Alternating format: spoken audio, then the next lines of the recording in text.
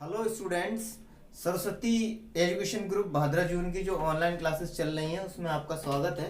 भाई स्टूडेंट्स के बहुत ज़्यादा कमेंट करने पे, है ना, हर तरीके से मैसेज करने पे, बाकी डायरेक्टर साहब को भी कहने पे, है ना, ये आपके चैप्टर नंबर 10th मैंने स्टार्ट किया है, जो कि है आपका बिंदु पथ, है ना। अब जो 2 वीडियो का मेरा रहा करेगा कि भाई देखो, वीडियो बनाने में काफ़ी से टाइम लगता है, फिर उसमें जो भी है अपने उसको फिनिशिंग भी करते हैं, मतलब वीडियो की यानी एडिट करते हैं, तो उसमें थोड़ा टाइम लगता है अपलोड वगैरह होने में, इस वजह से, है ना। तो मैं जो 2 वीडियो का प्रयास करूंगा दिन में कि भाई 2 से 3 वीडियो डालूं ही डालूं, तो 2 वीडियो में एक वीडियो आपका बहुपद वगैरह जो चैप्टर्स रहेंगे जो थोड़े कंपेरेटिवली इजी हैं, है ना, वो, और एक वीडियो में जो आप लोग बताएंगे, जैसे आप लोगों ने अभी 10वां 11वां 12वां 13वां ऐसे 10वां 11वां 12वां चैप्टर बताए हैं जो ज्योमेट्री में आते हैं, है ना, रेखागणित में, तो उन चैप्टर्स के लिए इधर एक वीडियो चलता रहेगा। चलिए भाई, अपने देखते हैं। आज का अपना टॉपिक है बिंदु पथ, जो कि आपका चैप्टर नंबर 10th है। देखो भाई, ये बोर्ड में आपके 4 मार्क्स में आता है, यानी 4 नंबर में। अच्छा, बहुत बार ये भी लगता था भाई एक ही क्वेश्चन आता है, इससे एक ही नंबर का आता है, लेकिन क्या है कि भाई ज्योमेट्री में थोड़ा बहुत ऊपर नीचे होके, है ना, इस तरीके से चलता रहता है। किसी दूसरे चैप्टर का वेटेज बढ़ गया किसी पेपर में, किसी का कम हो गया। वैसे नॉर्मली इसका जो वेटेज है वो 4 मार्क्स का है, और प्रश्न संख्या इससे छठा और 20वां आते हैं, है ना। यानी जो 6 क्वेश्चन आएगा इस चैप्टर से वो 1 नंबर का होगा, यानी अति लघु उत्तरीय, और जो 20वां क्वेश्चन आएगा इस चैप्टर से वो 3 नंबर का होगा, यानी कि लघु उत्तरीय। तो टोटल वेटेज इसका कितना बनेगा? 4 मार्क्स का, यानी कि 4 नंबर का। तो अपने देखते हैं भाई, देखो अब देखो, चूंकि चैप्टर का नाम है बिंदु पथ, और इसकी इंपॉर्टेंस इसलिए बढ़ जाती है, मैं थोड़ा सा आपको इसलिए बता रहा हूं, इंपॉर्टेंस इसलिए बढ़ जाती है क्योंकि पहले ये एनसीईआरटी में नहीं हुआ करता था, है ना, और इसकी जरूरत हर क्लास में पड़ती है। हायर क्लासेस में, चाहे वो आपके 12th हो या बीएससी हो, हर जगह ये नाम लिया जाएगा बिंदु पथ। और इसलिए और ज्यादा इंपॉर्टेंट है क्योंकि रीट में भी इसके क्वेश्चंस आते हैं, है ना। रीट की जो एग्जाम लगती है हमारे यहाँ पे राजस्थान में, वहां भी ये इस चैप्टर से वहां भी क्वेश्चंस बन जाते हैं। तो इस वजह से बहुत ही इंपॉर्टेंट चैप्टर है, आप लोग बहुत ध्यान से देखें। और भाई देखो, ये तो चूंकि रेखागणित का जो पार्ट है उसमें most of the student generally weak होते हैं, तो इस वजह से थोड़ा सा उनको टफ लगेगा। लेकिन मेरा ये है कि भाई अगर आप इस वीडियो को बहुत ध्यान से देखें, है ना, और जहां आपको ना समझ में आए वहां रिवाइज करके, है ना, दोबारा बैक करके वापस करके देख लें, थोड़ा ढंग से देखें, तो मेरी गारंटी है कि इस चैप्टर से आपका क्वेश्चन छूटेगा नहीं, है ना। चलिए भाई स्टार्ट करते हैं। देखो, अब मैं इसमें क्वेश्चन वाइज लेके नहीं चल रहा हूं, मैं टॉपिक वाइज लेके चल रहा हूं कि भाई एक टॉपिक का मैं पूरा बता दूंगा, सारे क्वेश्चंस बता दूंगा उस टाइप के या उस टॉपिक से संबंधित, उसके बाद दूसरी चीज लूंगा। अगर आप सारे वीडियोस देख लेंगे, उसके बाद आप अपना एक्सरसाइज मिलाना स्टार्ट करेंगे, तो आपको किसी भी क्वेश्चन में गारंटी से कोई प्रॉब्लम नहीं होगी। लेकिन आपको प्रैक्टिस अच्छी करनी पड़ेगी भाई, जितनी ज्यादा आप प्रैक्टिस करोगे उतना बढ़िया आपको आएगा। फिर बाद में आपके एक बार कंसेप्ट आ जाएगा मन में, फिर दिक्कत नहीं होगी, फिर भूलोगे नहीं। तो अपने देखते हैं। देखो, सबसे पहले हम समझेंगे इसमें बिंदु पथ। तो बिंदु पथ मतलब नाम से ही क्लियर हो रहा है, बिंदु का पथ यानी बिंदु पथ, यानी बिंदु दी गई शर्तों के हिसाब से या दी गई कंडीशंस के हिसाब से जो पथ जिस पथ पे चलता है वही उस बिंदु का बिंदु पथ कहलाता है। तो अपने देखेंगे भाई ध्यान से। यहाँ पे देखो, सबसे पहले पहला पॉइंट ये आता है, अगर ये हमारे जैसे कि सपोज साइकिल चल रही है, अब जो साइकिल चल रही है तो उसका पहिया घूम रहा है। पहिया किस पे घूम रहा है? जमीन पे। जमीन क्या है? समतल। ये तल है, ऐसे जमीन है ना, समतल, तो उस पे पहिया घूम रहा है। आपके यहाँ एक क्वेश्चन है कि समतल पर चलते हुए पहिए के, है ना, केंद्र का बिंदु पथ क्या होगा? अब वो केंद्र रहेगा तो एक ही जगह, उस पहिए से बाहर तो आ नहीं सकता केंद्र। इसलिए अपने देखते हैं कि अगर ये पहिया है और ये इस समतल पे मूव कर रहा है यानी चल रहा है, तो इसके इस केंद्र का बिंदु पथ क्या होगा? तो ये पहिया घूमते घूमते आगे चलेगा, लेकिन ये बिंदु पथ, ये बिंदु इस जगह पे फिक्स है, ये इस वजह से ये ऐसे ही सरल रेखा में आगे बढ़ेगा। तो हमारा आंसर क्या हो जाएगा? एक सरल रेखा होगी। इसी तरीके से हम बाकी क्वेश्चंस को डिस्कस करेंगे। तो देखो, सबसे पहले मैं एक बिंदु और एक रेखा को ले रहा हूं, है ना। अगर सपोज हम देखें कि 2 बिंदु दिए गए हैं, पहले बिंदु लूंगा फिर रेखा, है ना, 2 बिंदु ये दिए गए हैं, तो अगर इनसे सदैव समान दूरी पर रहने वाले बिंदु का बिंदुपथ देखना हो हमारे को, तो भाई वो कौन सा बिंदु होगा? इन दोनों बिंदुओं को मिलाने वाली रेखा, है ना, इन दोनों बिंदुओं को मिलाने वाली रेखा की जो लंब समद्विभाजक रेखा होगी, इस लंब समद्विभाजक रेखा पर स्थित सभी बिंदु इन दोनों बिंदुओं से समान दूरी पर स्थित होंगे। इसलिए अगर कभी भी आपके क्वेश्चन आता है इस टाइप का कि दो दिए गए बिंदुओं से समान दूरी पर स्थित बिंदुओं का बिंदुपथ क्या होगा, तो अपने क्या लिखेंगे? उन दोनों बिंदुओं को मिलाने वाली रेखा की लंब समद्विभाजक रेखा। ये तो हो गई दो बिंदुओं से, है ना। अगर हम बात करें दो रेखाओं से, है ना, अगर हमें इस तरीके से देखना है कि भाई ये दो रेखाएं हैं, सपोज ये तो ये चूंकि प्रतिच्छेदी रेखाएं हो गई, है ना, तो पहले अपन प्रतिच्छेदी रेखाओं को लेते हैं। अगर हम बात करें, हमने यहाँ पे देखा दो दिए गए बिंदुओं से समान दूरी पर स्थित बिंदुओं का बिंदुपथ क्या होता है? उन दोनों बिंदुओं को मिलाने वाली रेखा की लंब समद्विभाजक रेखा। आपने सभी ने सुन लिया होगा, आप लोग खुद लिखें वीडियो को रोक रोक के तो ज्यादा बेटर रहेगा, इसलिए मैं यहाँ पे सिंगल वर्ड नहीं लिख रहा हूँ, ताकि आप लोग खुद लिखेंगे तो उससे आपको और अच्छा समझ में आएगा। चलिए भाई, अब अपने देखते हैं, अगर यहाँ पे अगर अपने देखें दो प्रतिच्छेदी रेखाओं से समान दूरी पर स्थित बिंदुओं का बिंदुपथ क्या होगा, तो वो होगा उन दोनों रेखाओं के मध्य बने कोण। देखो इन दोनों रेखाओं के मध्य यही कोण बनना है, उन दोनों रेखाओं के मध्य बने कोण की कोणार्धक रेखा। इन दोनों बिंदुओं के मध्य बना जो कोण है उसकी जो कोणार्धक रेखा होगी वो आपकी उस पर स्थित सभी बिंदु दोनों रेखाओं से समान दूरी पर स्थित होंगे। तो अब हम देखते हैं भाई, देखो इन दोनों कंसेप्ट्स का यूज करके त्रिभुज का हम कंसेप्ट लेके चलेंगे। तो देखो त्रिभुज में 4 केंद्र होते हैं और उनको इवैल्यूएट करने के लिए स्टार्टिंग से पहले जो इन दोनों कंसेप्ट्स को लग के जो केंद्र बनते हैं वो केंद्र हैं आपके, पहला है अंतः केंद्र, दूसरा है आपका परिकेंद्र। तो अंतः केंद्र और परिकेंद्र की अपने बात करते हैं। तो देखो भाई, सबसे पहले जब हम अंतः केंद्र की बात करते हैं, या चलो पहले परिकेंद्र को ले लेते हैं क्योंकि पहले बिंदु लिए थे हमने इसलिए। तो परिकेंद्र क्या होता है? अगर ये हमारा त्रिभुज है, इसको मैंने नाम दिया है ए बी और सी, तो परिकेंद्र की जब हम बात करेंगे तो वो क्या है आपके, ऐसा वृत्त होगा, ऐसे वृत्त का केंद्र होगा परिकेंद्र जो दिए गए त्रिभुज के तीनों शीर्षों से होकर जाएगा। अब देखो भाई, चूंकि जो वृत्त है वो तीनों शीर्षों से होके जा रहा है, इसका सीधा सीधा मतलब है कि तीनों शीर्ष वृत्त की परिधि पर स्थित है, यानी वृत्त के ऊपर स्थित है। तीनों शीर्ष कहां स्थित है? वृत्त के ऊपर। इसका मतलब है कि जो हमारा केंद्र होगा, जो इस वृत्त का केंद्र होगा वो तीनों शीर्षों से समान दूरी पर होगा, है ना। और अभी हमने क्या पढ़ा था? दो दिए गए बिंदुओं से समान दूरी पर स्थित बिंदु का बिंदुपथ उन दोनों बिंदुओं को मिलाने वाली रेखा की लंब समद्विभाजक रेखा होती है ना, लंब समद्विभाजक या लंबार्धक।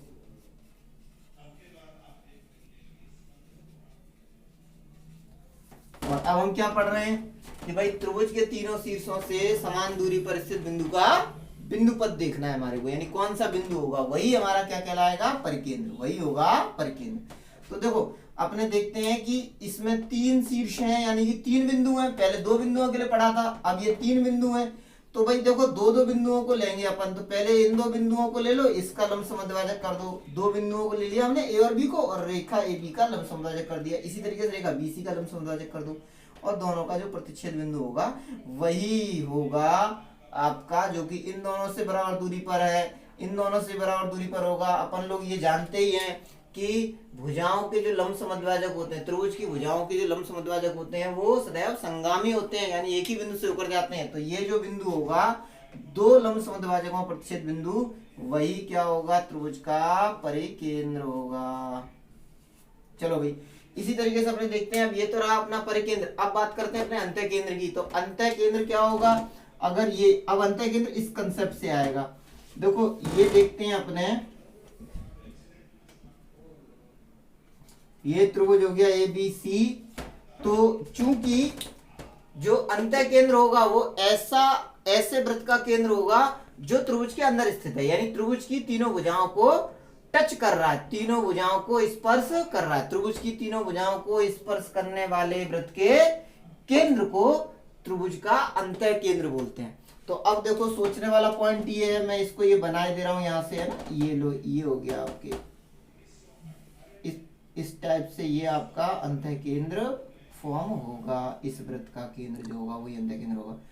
अब देखने वाला पॉइंट ये है यहाँ पे, भाई ध्यान देंगे, देखो चूंकि अंतः केंद्र तीनों भुजाओं से समान दूरी पर है, इसका सीधा सीधा मतलब पहले दो भुजाओं से समान दूरी पर रहा होगा, इन दो से भी समान दूरी पर रहेगा, इन दो से भी समान दूरी पर रहेगा। यानी कि यहाँ तो दो रेखाएं थी प्रतिच्छेदी रेखा, उनसे समान दूरी पर बिंदु देखा था हमने, जो इन रेखाओं के कोणार्क रेखा थी। यहाँ पे तीन रेखाएं हैं, उनसे समान दूरी पर स्थित बिंदु देखना है, तो कितने कोण बनने हैं, एक दो तीन कोण बनने हैं। तो इसका मतलब यहाँ पे एक कोण बनना था दो रेखाओं के बीच, तो एक चूंकि दो रेखाएं थी, एक ही कोण बनना था, उसकी कोणार्क रेखा खींच दी थी, तो वो उस पे स्थित सारे बिंदु इन दोनों से बराबर दूरी पर थे। इसी तरीके से चूंकि यहाँ तीन है कोण, इसलिए कोई से दो कोणों की कोणार्क रेखाएं जो होंगी, उनका जो प्रतिच्छेद बिंदु होगा वही त्रिभुज का क्या होगा, आपके अंतः केंद्र होगा।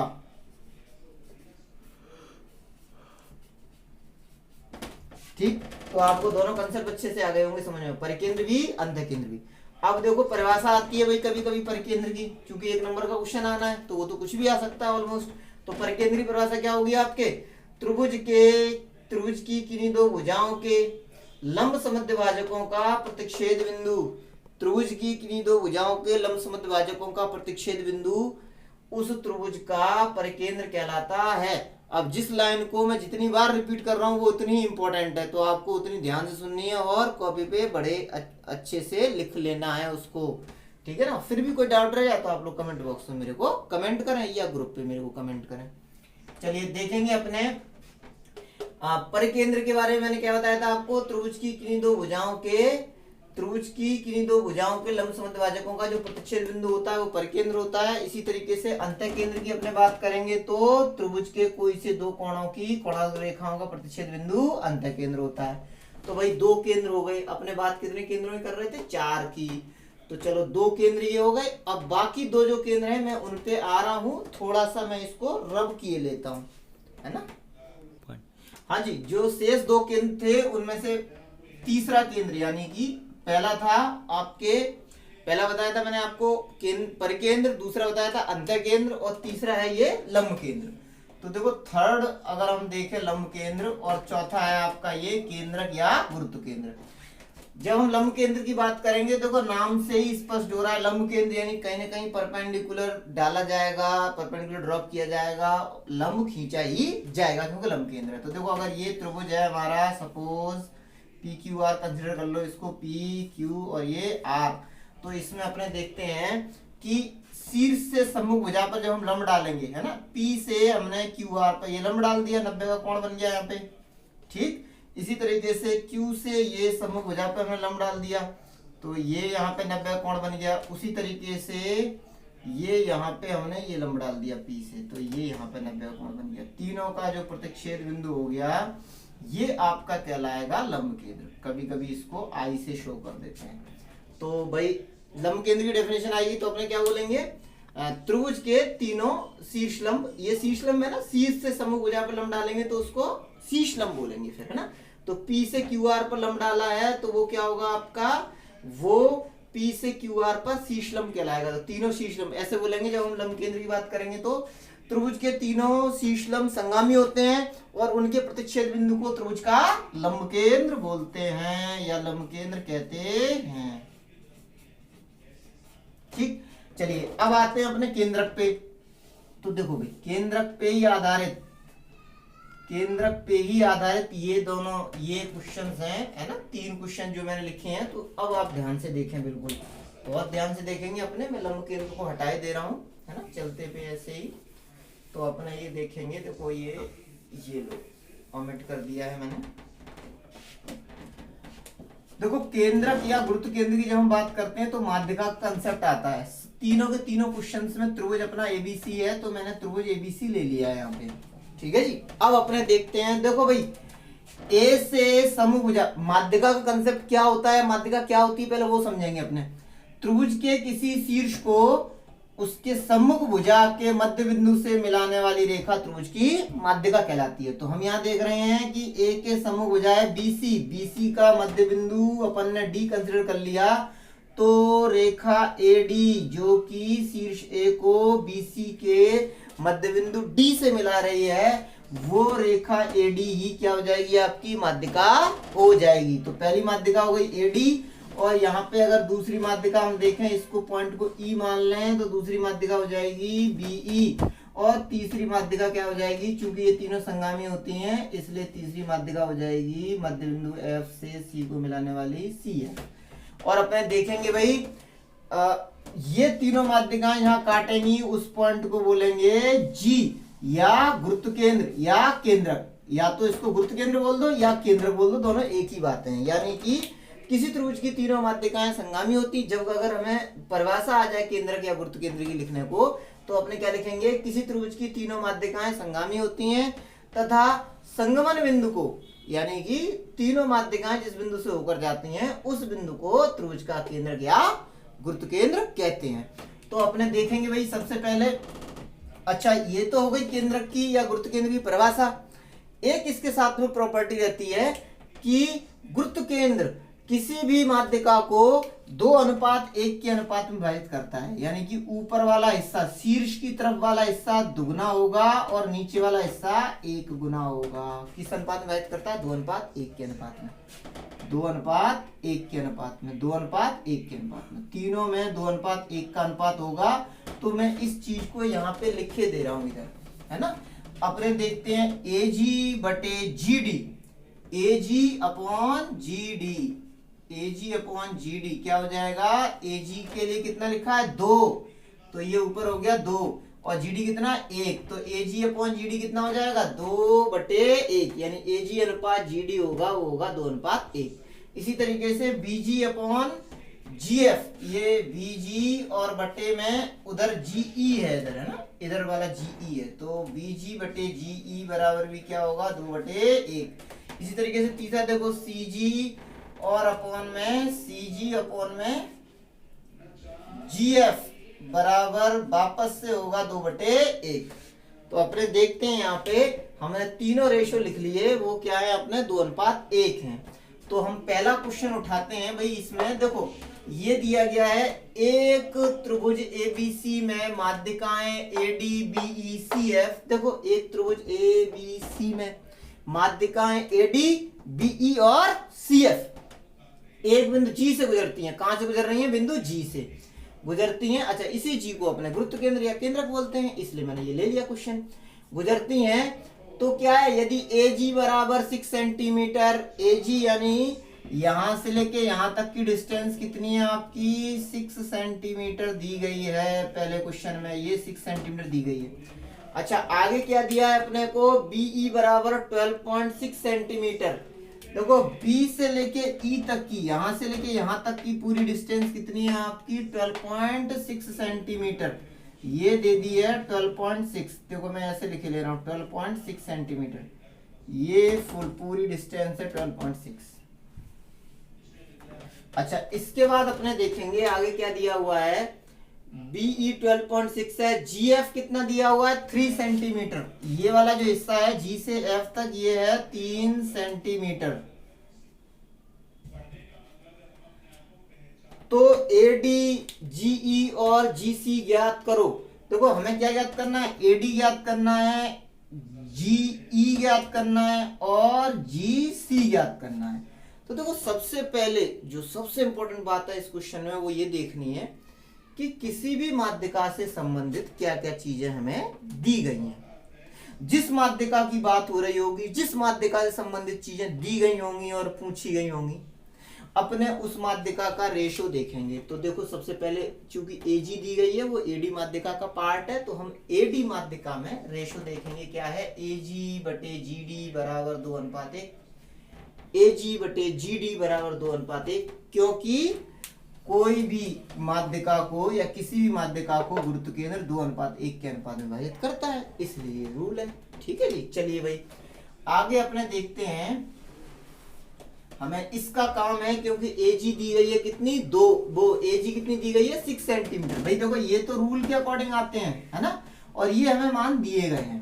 तो हम ये देखेंगे कि जो जो चीजें हमें दी गई होंगी और जो चीजें पूछी गई होंगी, ये सूत्र है अपने पास, है ना, ये यही अस्त्र है अपने पास, ये अस्त्र है। अब इस अस्त्र का हमें यूज करना है। किस तरीके से हम यूज करें, हम इसमें दिए गए मानों को, इसमें दी गई वैल्यूज को हम इस तरीके से रिप्रेजेंट कर लेंगे, या इस तरीके से मान बदल के लिख लेंगे, तोड़ लेंगे इस तरीके से कि इनमें केवल वही लंबाइयां रह जाएं, वही मान रह जाएं जो कि या तो दिए गए हों या पूछे गए हों।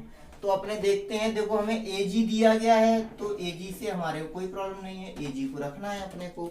अच्छा, दूसरी चीज अपने देखते हैं, हमसे पूछा क्या गया है, हमसे पूछा गया है एडी, हमसे ये पूरा पार्ट पूछा गया है एडी। तो अपने देखते हैं, एजी हमें दिया गया है, एडी हमसे पूछा गया, जीडी का तो कोई महत्व ही नहीं है, जीडी से तो हमें कोई काम ही नहीं है, इसलिए जीडी को हटा दो। तो अपने देखते हैं एजी और अपॉन में, जैसे ही हमारे जीडी को हम हटा देंगे वैसे ही मान रख देंगे, आंसर आ जाएगा। तो एजी को हमने छोड़ा क्योंकि एजी का मान दिया हुआ है। अब वापस हमें क्या चाहिए, हमें चाहिए एडी। तो देखो ये चीज बहुत ध्यान से समझ लो, इस क्वेश्चन में बस यहीं पे ही अगर प्रॉब्लम आएगी थोड़ी बहुत तो इसी जगह पे आएगी, तो इस वजह से बहुत ध्यान से समझो। देखो हमें जीडी को चेंज करना है किस किस के पदों में, एजी के पदों में और किसके पदों में, एडी के पदों में। देखो हमें जीडी को किस में चेंज करना है, एजी के पदों में और एडी के पदों में, क्योंकि एजी दिया और एडी पूछा है इसलिए। तो देखो जीडी इतना जो भाग है उसको हम कैसे लिख सकते हैं, अगर हम एडी में से एजी को घटा दें तो जीडी आ जाएगा। देखो जीडी बराबर क्या है, अपने पूरे एडी में से हम किसको घटा दें, पूरे एडी में से एजी को घटा दें, एडी माइनस एजी है वही किसके बराबर है, जीडी के। तो अपने देखते हैं, जीडी की जगह पे मैं एडी माइनस एजी लिखे दे रहा हूँ, जीडी की जगह लिखे दे रहा हूँ एडी माइनस एजी, और ये बराबर किसके हो गया, 2/1 के। अब सारे मान लगा दो क्योंकि हमारे पास सारे मान अवेलेबल है या हमें ज्ञात करने हैं, वही चीजें। तो एजी का मान कितना दिया है, 6, तो 6 लगा दिया, अपॉन एडी का मान पूछा हुआ है तो भाई एडी को ऐसे ऐसे छोड़ेंगे, माइनस एजी वापस आ गया, वापस 6, क्योंकि एजी का मान 6 है तो ये आ गया मान। क्रॉस मल्टीप्लाई कर देंगे तो देखो 2 का गुणा इधर हुआ, 2 का गुणा किस में करेंगे अपने, ऐसे लिख दो, 2 का गुणा एडी और माइनस के 6, इस तरीके से लिख दिया हमने, 2 गुणा करके इसको ब्रैकेट में लिख लिया, मान लिया 6 का गुणा 1 में हुआ 6 आ गया, 2 उधर चला जाएगा तो एडी माइनस 6 इक्वल्स टू 2 उधर जाएगा तो कितना हो जाएगा अपना, ये 6 गुणा में था 2 भाग में आ गया, 2 से कट गया ये 3 बार, तो एडी माइनस 6 बराबर आ गया 3, तो एडी बराबर कितना आ गया 6, 3 प्लस 6 यानी कि 9 सेंटीमीटर। चलिए भाई ये हमारा मान किसका निकल आया, एडी का, यानी कि पहला पार्ट ये हो गया, जो हमें एडी दिया हुआ, एजी दिया हुआ था और आपसे एडी पूछा गया था, तो पहला पार्ट हो गया जिसमें ये रूल यूज हुआ। अब आगे देखते हैं अपने, ऐसे एक वीडियो चलते पे ही नेक्स्ट देखेंगे। नेक्स्ट में हमारे को क्या करना है, नेक्स्ट में देखो पहला आपको समझ में आ गया होगा, वरना दूसरा ध्यान से देख लेना तो पहले रिपीट हो जाएगा, है ना, क्लियर हो जाएगा और सही से। देखो दूसरे पार्ट में बीई की बात चल रही है, तो बीई किसका पार्ट है, बीई तो खुद माध्यिका है, यानी बीई वाले नियम पे बात करेंगे अपने, तो बीई वाला नियम यही है, ये नियम है बीई बीजी अपॉन जीई बराबर 2/1, है ना, बीई की बात की गई है, तो इसलिए हम इस रूल को लेके चलेंगे आगे की तरफ, मैंने इसकी तरफ एरो लगा दिया है। अब अपने देखते हैं, देखो भाई इसमें हमारे को बीई दिया हुआ है और हमारे से जीई पूछा है, देखो बीई दिया हुआ है और हमसे क्या पूछा है, जीई पूछा है, यानी कि हमें बीई रखना है और जीई रखना है, बीजी नहीं रखना, और इसमें ऊपर ऊपर बीजी दिया है, तो बीजी को हम कैसे लिख सकते हैं, बीजी को हम कैसे लिख सकते हैं, बीई माइनस जीई। हमें बीजी निकालना, बीजी तो हम क्या करेंगे, पूरी लंबाई में से इतना पार्ट घटा देंगे तो बीजी हो जाएगा, यानी बीजी बराबर हो जाएगा आपका बीई माइनस जीई, और बीई को क्यों नहीं रख रहे हैं, क्योंकि बीजी को इसलिए नहीं रख रहे हैं क्योंकि इसका हमें ना मान दिया है ना हमसे पूछा है, यानी हमें इससे कोई मतलब नहीं है। चलिए चलिए भाई देखते हैं, बीजी की जगह मैंने रख दिया इसमें बीई माइनस का जीई, और अपॉन में जीई तो रहेगा क्योंकि भाई जीई का तो क्या है, आपके जी का मान पूछा गया इसलिए जी को ऐसे रखना है, और बराबर किसके, 2/1 के। अब देखो हमें क्या दिया हुआ है इसमें, बीई दिया हुआ, तो बीई का मान लगा दो। बीई का मान कितना है यहाँ पे, बीई का मान दिया 12.6 माइनस का जीई अपॉन में जीई और बराबर किसके हो गया 2/1 के, मल्टीप्लाई कर दो। तो ये देखें मल्टीप्लाई करने पे क्या हुआ 2GE बराबर आ गया 12.6 माइनस का जीई। जीई इधर ले आएंगे, क्यों, जो मान हमें निकालना होता है, जो अननोन होता है उसको हम किधर लेके जाते हैं, लेफ्ट हैंड साइड में। तो इधर लेके आएंगे जीई को, तो 2GE पहले से है, 1GE और आ जाएगा प्लस का होगे तो हो जाएंगे 3GE। तो 3GE बराबर हो गया 12.6, यानी जीई बराबर आ गया आपके 12.6 अपॉन 3। काटो, 3 चौक 12, 3 दूनी 6, 3 चौक 12, 3 दूनी 6, यानी जीई का मान कितना हो गया आपके, जीई बराबर आ गया 4.2। This is our answer. चलिए भाई, अब देखना है हमारे को, ध्यान देंगे, देखो तीसरे वाले पोर्शन पे अपन चलते हैं, यानी तीसरे में CF किसकी बात हो रही है, देखो ये ले लिया, ये ले लिया, GF की बात हो रही है। GF किसका पार्ट है, GF पार्ट है CF का, यानी CF से संबंधित रूल, यानी इसका हमें यूज करना है। तो मैं इसको रब किए देता हूँ भाई, आप लोगों के आगे होगा। चलो और नेक्स्ट लिए लेता हूँ तीसरी माध्यिका के लिए जो रूल है वो। तो देखो तीसरी माध्यिका के लिए हम देखते हैं, चूंकि तीसरी माध्यिका यूज हो रही है इसलिए मैंने यहाँ एरो लगा दिया। अब देखो बहुत ही सिंपल है भाई, हमारे को क्या दिया हुआ है, हमारे को GF दिया है और GC हमसे पूछा है। हमारे को क्या दिया हुआ है, GF दिया है और GC, GF दिया है, GC हमारे से पूछा है, यानी CF का कोई यूज नहीं है और CF इसमें दिया भी नहीं है ना। GF ये रहा GF है ना, जो कि हमारे को वैल्यू दी है, और GC या CG एक ही बात है। तो बस हमारे को मान लगाना सीधे सीधे, GC को CG को मैंने GC लिख दिया, GF का मान कितना दिया हुआ 3, और ये किसके बराबर 2/1 के। तो जो GC है वो क्या हो जाएगा आपका 3 दूनी 6 सेंटीमीटर, ये आपका आंसर हो गया। अब देखो पहले क्वेश्चन में आपको मेरे हिसाब से कोई प्रॉब्लम होगी नहीं, सही बताया था है ना। हाँ, पहले क्वेश्चन में आपको कोई प्रॉब्लम नहीं होगी, ठीक है ना। तो नेक्स्ट भाई देखो, मेरे साथ में जो बंदा वीडियो बनवा रहा है ना उसको तक समझ में आ गया, तो अब आप लोगों को तो आ ही गया होगा मेरे हिसाब से समझ में। बाकी दूसरा ये है कि भाई फिर भी कोई प्रॉब्लम हो तो आप लोग मेरे को ये जरूर बताएं कि आया है समझ में या नहीं आया है। चलिए भाई, तो देखेंगे अपने 10.2 में सेकंड, 10.2 का सेकंड, ये तो था एग्जांपल नंबर फर्स्ट, जो इस टाइप का पहला क्वेश्चन था एक्सरसाइज का, इसलिए मैंने पहले इसको लिया था। अब मैं इसको रब किए देता हूँ और तब आपके दूसरा और तीसरा क्वेश्चन लेके चलता हूँ आज। हाँ जी, देखो नेक्स्ट क्वेश्चन है आपका। अब देखो जैसे फर्स्ट क्वेश्चन था ना, बिल्कुल सेम है नेक्स्ट क्वेश्चन, बस ये वैल्यूज चेंज हुई हैं केवल। एजी की वैल्यू अभी भी देखो आप देख रहे हैं, सेकंड क्वेश्चन भी इसी तरीके से ही है, ये 10.2 का सेकंड क्वेश्चन है, और ये जो एग्जांपल था ये 10.2 से ठीक पहले पहला एग्जांपल है। तो अपन देखते हैं, देखो क्वेश्चन यहीं से स्टार्ट होगा, यदि एबीसी में माध्यिकाएं एडीबी सीएफ एक बिंदु जी से गुजरती हैं, है ना, तो ऐसे में यदि एजी बराबर ये हो, बीई बराबर ये हो, जीएफ बराबर ये हो, तो जीडी, बीजी और सीएफ ज्ञात करो, है ना। और इसी तरीके से ये क्वेश्चन है, यानी कि सेकंड लाइन चेंज हो रही है, फर्स्ट तो लाइन भी चेंज नहीं हो रही।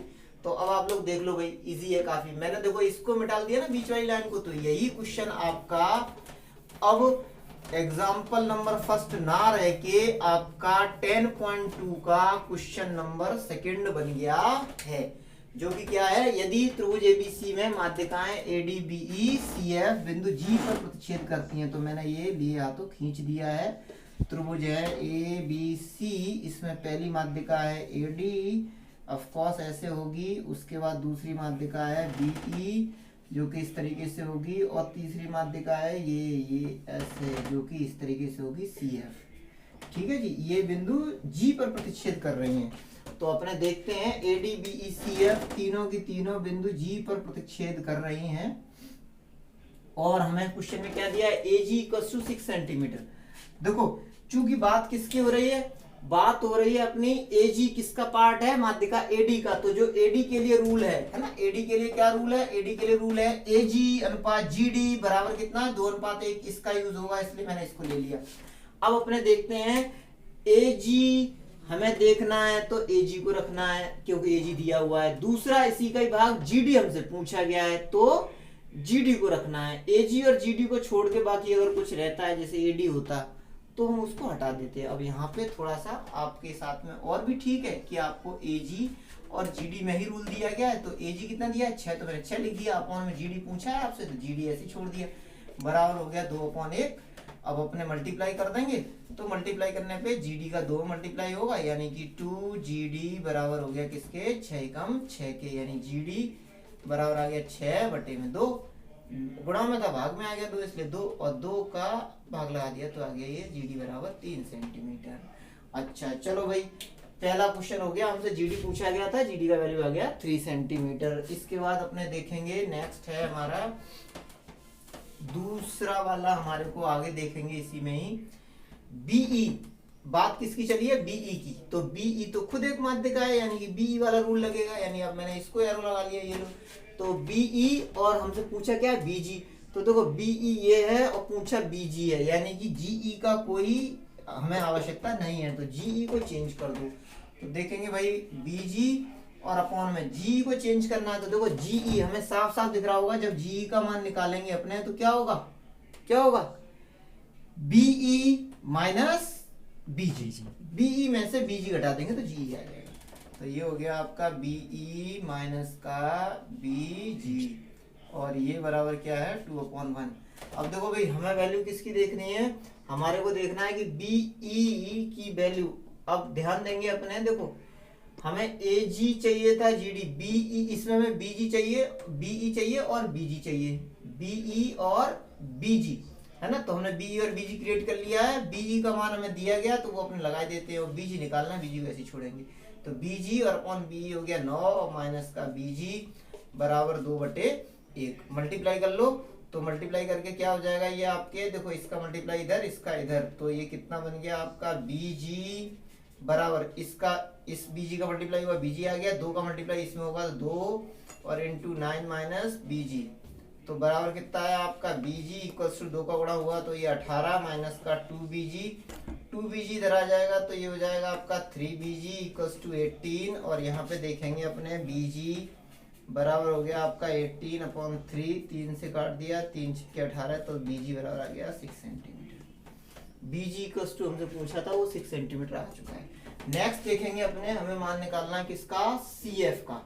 तो ये आपके आ गया होगा, सीएफ की बात चलनी है आगे क्वेश्चन में, तो उसमें अपने देखते हैं, देखो चूंकि जीएफ और सीएफ तो वो किसके पार्ट हैं, वो सीएफ के ही पार्ट हैं, इसलिए सीएफ का रूल लगाएंगे। तो सीएफ का रूल ये है, वो क्या है अपना, सीजी अनुपात जीएफ बराबर कितना होता है, 2:1 है ना। अब इसमें हमें देखना है, देखो जीएफ हमारे को दिया गया है, सीएफ हमें निकालना है, जीएफ हमें दिया गया है और सीएफ हमें निकालना है, यानी सीजी का कोई यूज नहीं है, तो सीजी को चेंज कर दो। सीजी को चेंज करेंगे तो क्या हो जाएगा, सीएफ माइनस जीएफ, तो ये हो गया आपका सीएफ माइनस का जीएफ, और अपॉन में वापस से जीएफ इक्वल्स टू 2:1 हो गया। अब देखो हमें इसमें दिया क्या है, हमें दिया गया है जीएफ दिया गया है हमारे को, तो अपने क्या कर देंगे सीएफ माइनस जीएफ, जीएफ कितना 4.5, और अपॉन में वापस से जीएफ यानी 4.5 2/1 मल्टीप्लाई कर लो। इधर उधर मैं यहाँ पे लिख दे रहा हूँ, आप लोग थोड़ा ध्यान से देखें। देखो मल्टीप्लाई इसका इधर करेंगे तो ये क्या हो जाएगा आपका CF, और एक में मल्टीप्लाई हो रहा है तो ऐसे कैसे ही हो जाएगा, CF माइनस 4.5 इक्वल्स टू 2 का गुणा करेंगे 2 इंटू 4.5 में, तो ये बन गया आपका CF माइनस 4.5 इक्वल्स टू, भाई 45 दूने 90 होते हैं, तो यहाँ पे 9.0 हो जाएगा। तो CF बराबर कितना हो गया 9, और ये माइनस का था उधर जाके प्लस का हो गया 4.5, तो CF बराबर आ गया 9 और 4 13.5 सेंटीमीटर। चलो भाई ये सेकंड क्वेश्चन भी अपना हो गया, इजी था काफी है ना। अब अपने थर्ड क्वेश्चन की तरफ चलते हैं, या फिर थर्ड क्वेश्चन मैं आप पे अब छोड़ता हूँ, ये आपके लिए होमवर्क है ना, ये आपके लिए होमवर्क है, इजी है काफी, आप लोग इसको करें है ना। और हम देख ही रहे हैं कि इस कंसेप्ट का जो भी क्वेश्चन आपके आना है वो मैंने कवर कर दिया है, और ये कंसेप्ट वाकई में इंपॉर्टेंट है, इसी से ही क्वेश्चन आता है जनरली, ठीक है ना। अब इसमें कुछ थ्योरम्स होंगी, वो मैं आपको नेक्स्ट वीडियो में लेके आऊंगा, तब तक आप इसकी अच्छे से प्रैक्टिस करें। और जो पीछे दिए गए ना, लास्ट में आपकी बुक में दिए गए हैं अन्य महत्वपूर्ण या सारांश पाठ का है ना, महत्वपूर्ण बिंदु करके लिखा हुआ है सारांश में पाठ के में, उनको सभी को आप पढ़ लें। 1 नंबर का क्वेश्चन वहां से बनने का पूरा चांस रहेगा है ना, और बनना आप ये देख ही रहे हैं, वहां आप एक बार पढ़ लेंगे, मैं यहाँ रिपीट करा दूंगा तो आपको बहुत अच्छे से आ जाएगा, और इस चैप्टर के 4 नंबर 4 मार्क्स आपके क्लियर हो जाएंगे। जय माता।